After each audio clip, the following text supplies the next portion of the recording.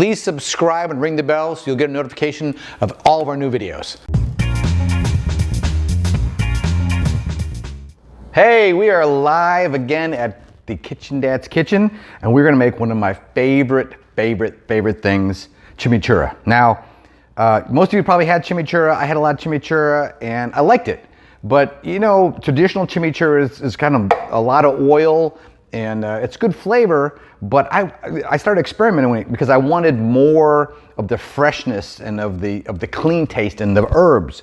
So after a lot of experimentation, I've come up with what I consider the perfect chimichurri. And I got to give my props out to my friend Bruce, who helped me write this down, because I don't write things down, I just make them and then try to make them again, but he actually wrote them down. So Bruce, if you're watching, I'll be over soon with some chimichurri.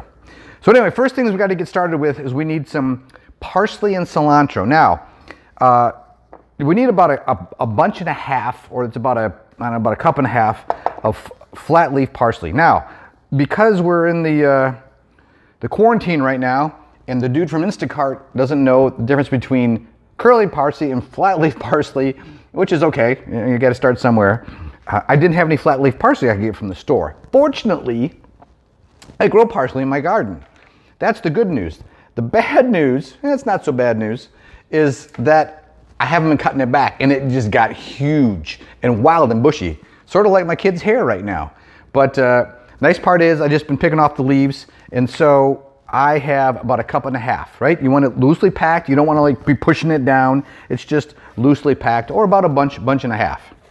Oh, I can put that in there. Now we have cilantro, right? We got a bunch of cilantro. We're going to take the cilantro leaves out. If you don't know how to do this, you just kind of come at it with an angle. If you get a little stem, that's okay. You don't want a lot of the stems. You're looking for mostly the leaf. And so we're going to go with, I'm going to chop it up just a little bit because I got a few of the stems, which is okay. And we're going to go with a cup or one bunch of cilantro. Now we're going to add in red wine vinegar. All right, a half a cup of red wine vinegar. Nice little pungent taste, give it some punch.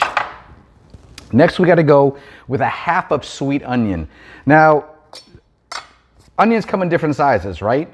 And so when I say a half a sweet onion, people are gonna go like, well, I don't know what to do. So here's a little baby onion. It's almost like the size of a shallot, right? You're probably gonna need two of these. This is becoming a bigger, fatter onion. So if you're using something like this, you use about a half of it. If it's in between the size, you use the whole onion. If it's like this, you use two. But I'm gonna use a half of a large onion, maybe one of a medium to medium small onion. We're looking for sweet onions, so if you can get a Vidalia, that's great. I'm gonna cut this up a little bit because we're gonna put it in the blender. Now, I have a Vitamix, which has got some juice to it. If you don't, and you have just a regular blender, that's fine. You might have to make this in maybe 2 batches, or whiz it twice. But I'm gonna put this all in here. Okay. Now we got our onion. We're gonna add in some salt. I use sea salt. I like sea salt. 1 teaspoon of sea salt. Some fresh ground pepper.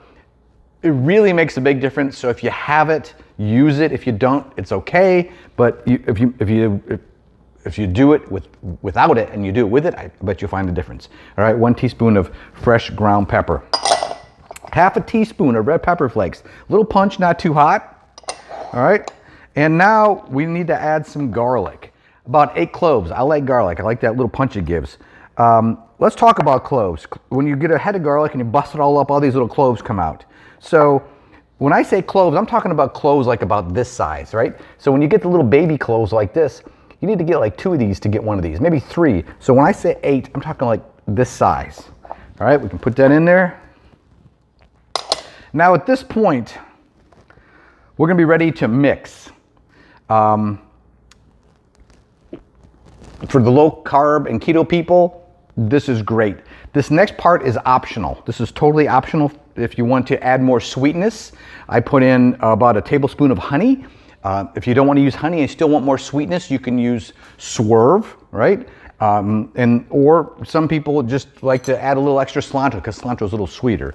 So I'm going to go ahead and add some of that honey. Little tip here, if you are going to add the honey, put it in the microwave for 20 seconds, make it a little bit loose. I'm not big on nuking things, but we're trying for the sweetness of the honey, not the nutritional benefit of it, okay? And so what I like to do here first is I like to whiz this a little bit. And I apologize, but the mic's gonna pick this up and it's gonna get loud, so it's just the way it's gonna be, all right? So we're gonna flip this. Oop, make sure we're on. We are on.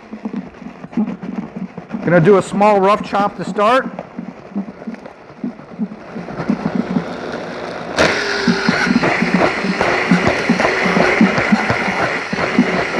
We're just trying to get everything mixed up, all right?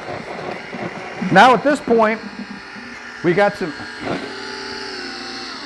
so at this point, everything's kind of chumped up pretty well. We're gonna go ahead and we're gonna add in our olive oil. This is 1.5 cups of olive oil. Get a good quality. I would go with olive oil. I wouldn't go with any other oil. So this, you're gonna want to use olive oil. And we don't wanna just dump it in, right? We wanna slowly pour it in. So I'm gonna turn this back on again, and we're gonna just slowly add it a bit at a time.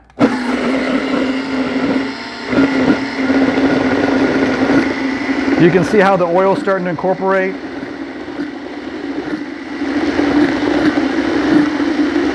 It's a beautiful thing. It smells so good.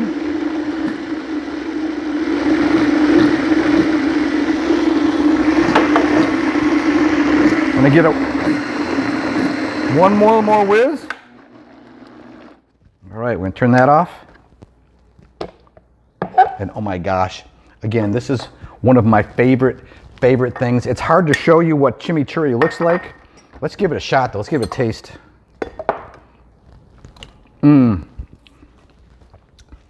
Fresh and clean, little spice, really, really great stuff. This stuff goes good. Let's put some in here. Maybe we can. And by the way, if it's too thick for you at this point, get a little water, 1/4 cup of water, 1/2 cup of water, and thin it out. And remember, this is not a standard chimichurri. This is like, I call it a chimichurri sauce. It is, it's good on everything. It's good on meat. It's good, I don't want to waste any. It's good on fish, on shrimp, on chicken. I've used it a little bit on a salad dressing. I've had it on eggs before. It's just good. It's just good. It's just good. So anyway, give this a shot. It'll keep in a glass jar for maybe like a week, but you know what? It's not going to last because you're going to eat it. And if you know your friends know about this and you make some, they're going to want some too. So give the chimichurri a shot, and you know what? Just keep on cooking.